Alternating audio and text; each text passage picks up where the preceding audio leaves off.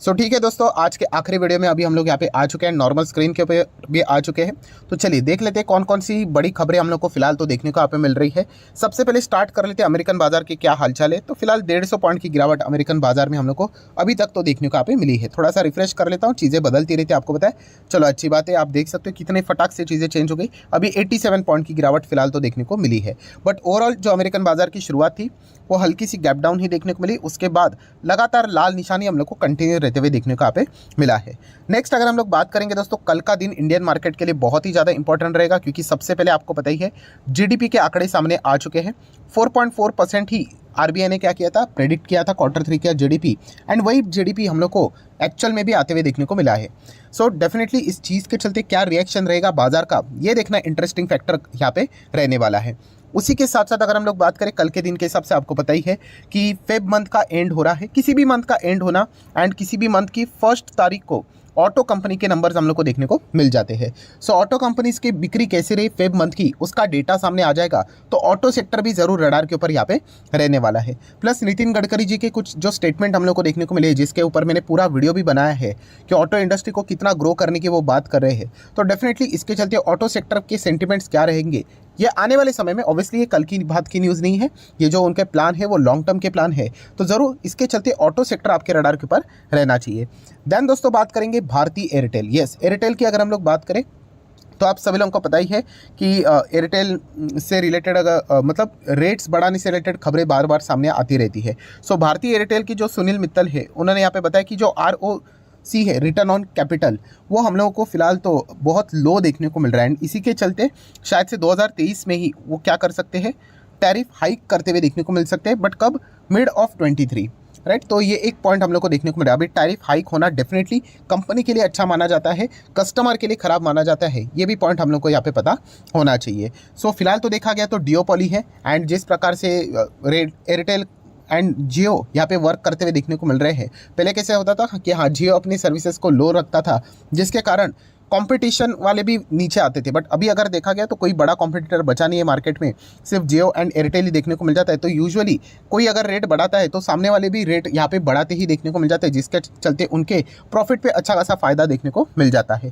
Then अगर देखा गया तो एक नाम मात्र कंपनी जो कि है वोडाफोन आइडिया, नो डाउट सरकार ने जो कदम उठाया है जो बहुत ही अच्छा है। मतलब कंपनी का सर्वाइव यहाँ पे, मतलब एटलीस्ट कंपनी जिंदा तो रहेगी, क्योंकि आप सभी लोगों को पता है कंपनी के ऊपर भारी भरकम कर्जा है। कैसे कमबैक कर पाएंगे वो तो आने वाला वक्त ही पता चलेगा। फंड रेजिंग के बिना तो वो पॉसिबल तो है नहीं। बट चलिए, फॉर्मेलिटी क्या है आज के दिन की, तो आपको पता ही है कि सरकार ने अपना डेब्ट जो था वो इक्विटी में तब्दील किया है। तो उससे रिलेटेड जो प्रोसेस था आज पूरा कंप्लीट हो चुका है। तो इसके चलते Vodafone idea just study purpose के लिए फोकस में रखना है, कोई बड़ा अमाउंट इन्वेस्ट नहीं करना है। देन बात करेंगे कल के दिन, आपको पता ही है कि बजाज ऑटो से रिलेटेड एक डेटा, एक रिपोर्ट सामने यहाँ पे हम लोग को देखने को मिल रही थी। क्या रिपोर्ट आ रही थी कि इनका जो सबसे बड़ा एक्सपोर्ट मार्केट है किधर है, नाइजीरिया में, वहाँ पे डिमोनेटाइजेशन देखने को मिला, प्लस अनस्टेबिलिटी है गवर्नमेंट में, एंड इसके चलते जो डिमांड है नाइजीरिया से हम लोग को कम आते हुए देखने को मिला है। तो इसके चलते बजाज ऑटो क्या कर रहा है, प्लान कर रहा है कि आने वाले मंथ में अपने प्रोडक्शन को एटलीस्ट 50% से कट कर दे एंड एक्सपोर्ट को 25% से कट कर दे। ये कल की खबर देखने को मिली थी।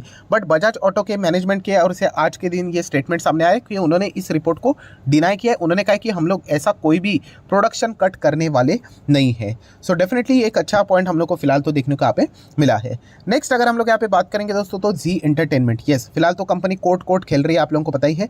आज के दिन की तेजी के पीछे की वजह यह है दोस्तों कि जैसे ही कोर्ट में ये फैसला आया था कि इंसॉल्वेंसी प्रोसीडिंग स्टार्ट की जाए, तो एफएनओ में ये स्टॉक है तो वो हटाते हुए देखने को मिला था। अभी वापस इसकी वापसी एफएनओ में देखने को यहाँ पे मिली है। तो इसके चलते खुशी का लहर टेम्पररी बेसिस के ऊपर देखने को मिल रहा है। आपको ट्रेडिंग एंड इन्वेस्टमेंट का फर्क समझ में आना चाहिए। ट्रेडिंग मतलब क्या, ट्रेडिंग से रिलेटेड कोई फंडामेंटल से ज़्यादा मतलब नहीं होता है। कुछ टाइम के लिए पैसा लगाया जाता है, फिर जैसे पैसा बना along with the stop loss, तो ठीक है स्टॉप लॉस हिट आ गया तो एग्जिट करना पड़ता है। बट इन्वेस्टमेंट के लिए कंपनी का लॉन्जिलिटी देखा जाता है। यहाँ पे अगर देखा गया तो लगातार जी एंटरटेनमेंट में हम लोग को सिर्फ गिरावट ही देखने को मिले। कितने सारे लोगों ने इस कंपनी को खरीद के रखा हुआ है टॉप लेवल से। तभी बताया था कि ये कंपनी का जो परफॉर्मेंस है, थोड़ा सा बैलेंस शीट देखिए, PNL देखिए, कंपनी का शेयर होल्डिंग पैटर्न देखिए, बिल्कुल अच्छा नहीं। बट फिर भी खरीदते गए, आपको पता ही है इमोशनली बाइंग करते रहते हैं। 2-3 दिन स्टॉक भागेगा जाके बाय करेंगे, 2-3 दिन स्टॉक भागेगा बाय करेंगे, एंड फिर उसके बाद स्टॉक अभी इतना नीचे आ गया है कि वापस कमबैक होने के लिए कितने साल लगेंगे आप सोच भी नहीं सकते। तो इसलिए कहना चाह रहा हूँ कि शेयर मार्केट में इमोशंस के ऊपर, मतलब बोलते हैं ना, डिसीजन लेने जाओगे तो यूजुअली आपको शेयर मार्केट ही क्यों, लाइफ में भी बोला जाता है इमोशंस के ऊपर लिए हुए डिसीजंस बहुत ही गलत जाते हैं। तो ये भी पॉइंट हम लोग को मार्केट में भी वर्क करते हुए देखने को मिल जाता है। देन बात करेंगे HDFC बैंक। ये दोस्तों आज कोर्ट में अगर हम लोग बात करें HDFC बैंक एंड HDFC का जो मर्जर है वो हम लोग को सारी चीज़ें पहुंचती हुई देखने को मिल चुकी है।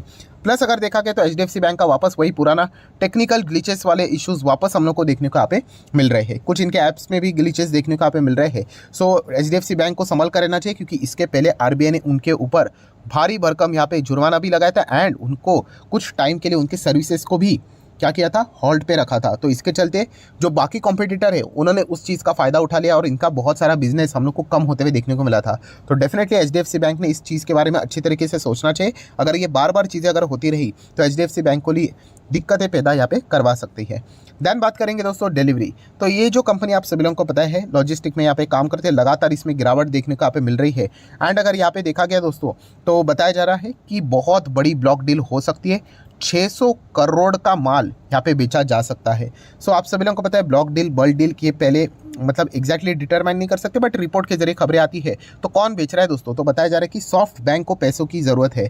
तो सॉफ्ट बैंक मैंने इसके पहले भी आपको बताया है कि उनको बार बार पैसों की ज़रूरत पड़ती है। उनका पेटीएम में भी हिस्सा है, डिलीवरी में भी हिस्सा है। तो आप देख सकते हैं समवेयर अराउंड 600 करोड़ वो ब्लॉक डील के जरिए बेचने की बात करें। नो डाउट ये रिपोर्ट के जरिए खबरें सामने आती है, कल के दिन पता चलेगा कि ऐसी खबर कोई सच होती है भी या नहीं। बट डेफिनेटली हम कह सकते हैं कि इसके चलते डिलीवरी की शेयर प्राइस ऑब्वियसली कितने प्राइस के ऊपर करते हैं वो डिपेंड करता है। अगर 340 के आसपास रहेगा तो इस न्यूज़ को पॉजिटिव माना जाएगा, बट अगर बहुत दूर का अमाउंट अगर रहता है 320 या फिर 10 ऐसा कुछ, तो फिर मतलब बड़े डिस्काउंट के ऊपर अगर रहता है ब्लॉक डील तो फिर बहुत ज़्यादा प्रॉब्लम यहाँ पे हो सकती है। फिलहाल देखा गया तो स्टॉक ऑलरेडी डिस्काउंट के ऊपर यहाँ पे चल रहा है एंड फिलहाल इसके कुछ दिन खास नहीं चल रहे, तो माइट भी डिस्काउंट एक्सपेक्टेड किया जा सकता है। नेक्स्ट अगर हम लोग बात करेंगे सनोफी इंडिया, बहुत ज़बरदस्त डिविडेंड का अनाउंसमेंट किया था, तो लगातार तेज़ी के बाद आज के दिन थोड़ा सा स्टॉक रुकते हुए देखने को यहाँ पे मिला है। देखा गया तो बोनस बायबैक स्प्लिट डिविडेंड के लिए कभी भी शेयर खरीदना नहीं होता है, ये पॉइंट भी आपको पता होना चाहिए। बट येस ये कंपनी फंडामेंटली स्ट्रॉन्ग है, ये भी बात उतनी ही सच है। नेक्स्ट बात करेंगे इंडसइंड बैंक। सर कैसी है, देखिए इंडसइंड बैंक की अगर हम लोग बात करें बहुत ज़्यादा रिस्की है। इसका बिजनेस मॉडल आपको पता है कि देखिए बैंक है तो लोन ही देगा, बट ये होलसेल लोन्स में हम लोग को देखने को मिल जाता है। एंड प्लस अगर हम लोग यहाँ पे बात करें मतलब क्या है, ये रियल इस्टेट कंपनीज़ को ज़्यादा लोन देते हैं। अभी रियल इस्टेट में आपको बताइए हालत क्या रहती है, मतलब थोड़ा सा भी इधर उधर 19-20 हुआ तो प्रोजेक्ट्स रुक जाते हैं एंड इसके चलते कंपनी डिफ़ॉल्ट के ऊपर डिफ़ॉल्ट, तो ये प्रॉब्लम हो जाती है। इसलिए इंडसइंड बैंक की अगर हम लोग बात करें, लोग कतराते हैं लंबी अवधि के लिए निवेश करने के लिए। आप देख सकते हो पहले कंपनी अच्छी कर रही थी, जैसे कोविड आ गया ज़बरदस्त क्रैश, क्यों, क्योंकि बहुत रिस्की रहता था। उसके बाद देखिए कंपनी अभी तक अपने प्री कोविड लेवल को भी अचीव नहीं कर पाई है, जहाँ पे बाकी इसके कॉम्पिटिटर ICICI, कोटक, उसी के साथ साथ देखा गया और कौन सा HDFC बैंक है, right, state bank of India है, एक्सिस बैंक है, ये सारे रिकवर हो गए। एटलीस्ट जो उनका पुराना लेवल था उसको तोड़कर तो ऊपर भाग गए, बट ये जो कंपनी है वो अभी तक हम लोग को कमबैक करते हुए देखने को नहीं मिल रहा, क्योंकि इसका बिजनेस का नेचर बहुत ज़्यादा रिस्की है। यहाँ पे बाइंग करते वक्त लोग बहुत ज़्यादा मतलब सोच समझ कर यहाँ पे बाइंग करते हैं। नेक्स्ट अगर हम लोग बात करेंगे दोस्तों तो रूफ्लेक्स लिमिटेड। सो ये जो कंपनी है 5 दिन में हम लोग को 18% गिरती हुई देखने को मिली थी, 1 महीने में लगभग 30% गिरती हुई देखने को मिली थी, 6 महीने में लगभग 50% गिरते हुए देखने को मिला है। सो दोस्तों आखिर में खबर हम लोग को यहाँ पे सच साबित होते हुए देखने को मिला है। किस बात की मैं बात कर रहा हूँ, तो आपको पता ही होगा कि इनकम टैक्स ने यहाँ पे रेड्स कंडक्ट किए थे उफ्लेक्स के जो प्रीमाइसेस हैं उनके ऊपर।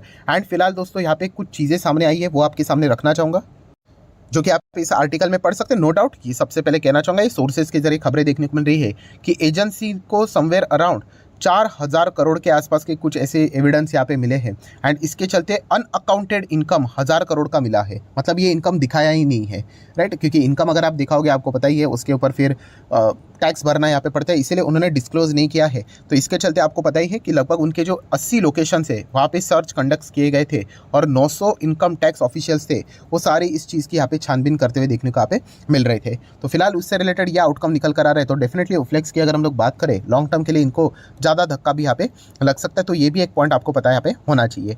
नेक्स्ट अगर हम लोग यहाँ पे बात करेंगे दोस्तों, तो कंपनी है डॉक्टर लाल पाथलैब, आज के दिन 3% यहाँ पे भागा है। Decent company, no doubt mid cap है तो थोड़ा बहुत रिस्क यहाँ पे रहता ही है। देन अगेन अदानी से रिलेटेड कोई ना कोई अपडेट आता रहता है। सो अगेन कहना चाहूँगा रिपोर्ट के जरिए खबर सामने आ रही है। कौन से रिपोर्ट के जरिए, ऑफिशियल खबर नहीं है। सो क्या रिपोर्ट के जरिए खबर सामने निकल कर आ रही है कि सेबी फिलहाल इन्वेस्टिगेट करते हुए देखने को यहाँ पे मिल रहा है। आपको पता ही है 13 फेब को ये जो मैटर है सुप्रीम कोर्ट में यहाँ पे गया था एंड इससे रिलेटेड उसके बाद हम लोग को इन्वेस्टिगेशन स्टार्ट होते हुए देखने को मिला था। तो सेबी यहाँ पे इन्वेस्टिगेट कर रहा था ये अदानी हिंडनबर्ग इशू के मामले में।